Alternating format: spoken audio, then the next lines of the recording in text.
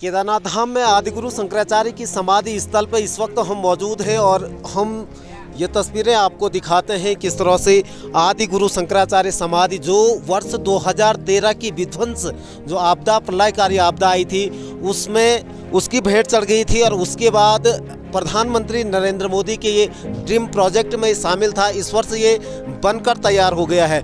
आगे की तस्वीरें हम आपको दिखाते हैं कि किस तरह से ये समाधि स्थल इस वर्ष यहाँ पे बनाया हुआ है, क्योंकि एक लंबा समय करीबन 8 वर्ष इस समाधि स्थल को बनाने में लगे हुए हैं। और क्योंकि जो 8वीं शताब्दी जिसको कहा गया है कि 8वीं शताब्दी में आदिगुरु शंकराचार्य ने यहाँ पर बाबा केदारनाथ का जो ये मंदिर है उसका जीर्णोद्धार किया था और 8वीं शताब्दी में ही उन्होंने यहाँ पे समाधि ले ली थी।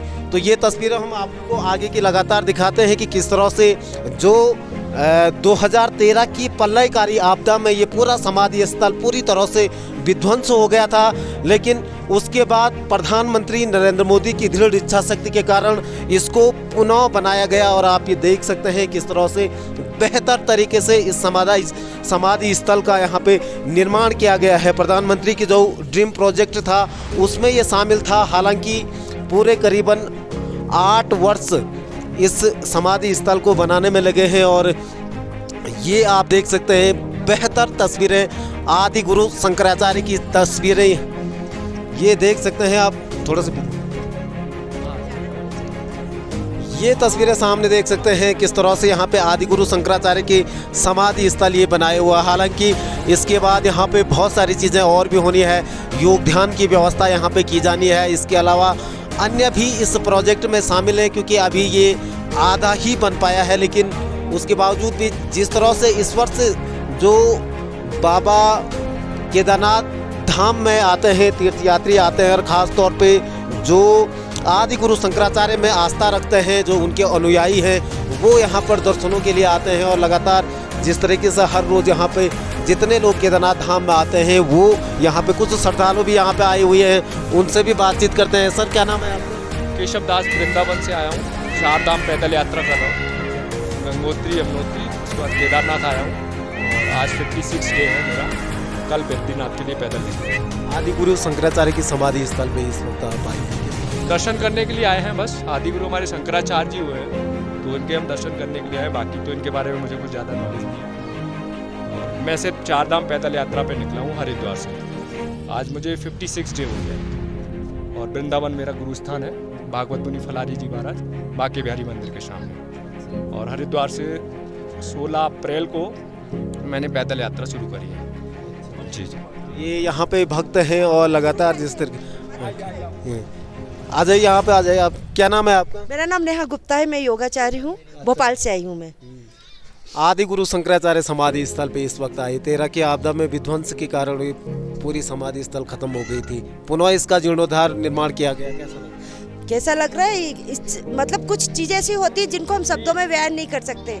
मोदी जी जो हमारे सनातन को मतलब जो चीज़ दब गई थी उसको धीरे धीरे ऊपर ला रहे, तो ये हमारे लिए बहुत सौभाग्य की बात है। तो इसकी प्रशंसा करें, मेरे को नहीं समझ में आता कि मैं किस तरह इसकी प्रशंसा करूँ। निःशब्द हूँ मैं इस चीज़ के लिए। केदारनाथ धाम में आई हैं, कैसा लग रहा पूरा धाम? मेरे केदारनाथ धाम में 3 साल से था कि मैं मतलब यहाँ पे रहा हूँ। मैं अभी यमुनोत्री, गंगोत्री और ये केदारनाथ, कल बद्रीनाथ, मतलब 4 धाम मुझे करना है। मेरा 12 ज्योतिर्लिंग का संकल्प था, तो आज मेरा पूरा हो गया है। 12वां ज्योतिर्लिंग मेरा कंप्लीट हो गया है। 2 साल कोविड ने बहुत ज़्यादा विलम्ब किया है। भक्तों की जो आस्था थी केदारनाथ में, भक्त नहीं दर्शन कर पाए, लेकिन इस वक्त पूरा खुल गया है। दोबारा तो अच्छा है ना। एक्चुअली में क्या है कि बाबा भी हमारे बिना नहीं रह सकते। हमें क्या लगता है हम भगवान के बिना नहीं रह सकते, लेकिन वो भी हमारे बिना नहीं रह सकते।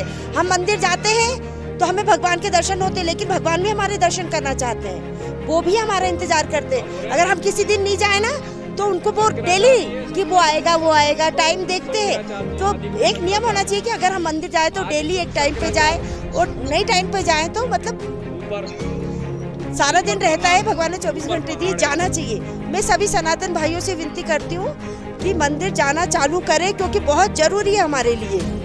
जी, केदारनाथ धाम में आप देख सकते हैं ये आदि गुरु शंकराचार्य समाधि स्थल पर जो उनके अनुयायी हैं, उनके भक्त हैं, वो लगातार आदि गुरु शंकराचार्य जी की समाधि स्थल के दर्शन कर रहे हैं, क्योंकि जो 2013 की आपदा के बाद इसी वर्ष ये समाधि स्थल भक्तों के लिए जो उनके दर्शन के लिए खोली गई है। और आप देख सकते हैं किस तरह से यहाँ पे आदिगुरु शंकराचार्य जी की समाधि स्थल बन के तैयार हुआ है। ये भव्य और दिव्य तस्वीरें हम दिखा रहे हैं आपको केदारखंड एक्सप्रेस पर, और क्योंकि यही वो स्थान है जहाँ पर 8वीं शताब्दी में जो आदिगुरु शंकराचार्य जी हैं उन्होंने समाधि ले ली थी, क्योंकि उसी शताब्दी में उन्होंने केदारनाथ मंदिर का जीर्णोद्धार किया था। और उसके बाद जो है यहीं पर उन्होंने जो केदारनाथ का धाम है यहाँ समाधि ले ली थी। और आप ये तस्वीरों में देख सकते हैं लगातार जो भक्त हैं वो आ रहे हैं, उनसे प्रणाम कर रहे हैं और जो स्मृतियों के तौर में अपने कैमरों में ये फ़ोटो कैद कर रहे हैं, ये तस्वीरें कैद कर रहे हैं, क्योंकि बेहतर यादगार क्षण ये होते हैं जब 11,500 फीट मध्य हिमालय में बसे केदारनाथ की धाम में जब आते हैं, बाबा केदारनाथ का बुलावा जब आता है तो हर कोई चाहता है कि ये पल उनको अपने कैमरे में कैद करने हैं। और इसीलिए आप देख सकते हैं कि हर कोई इन पलों को अपने कैमरे में कैद कर रहे हैं। तो आप बने रहे केदारखंड एक्सप्रेस के साथ, हम लगातार केदारनाथ से अगली अपडेट आप तक पहुंचाते रहेंगे। नमस्कार।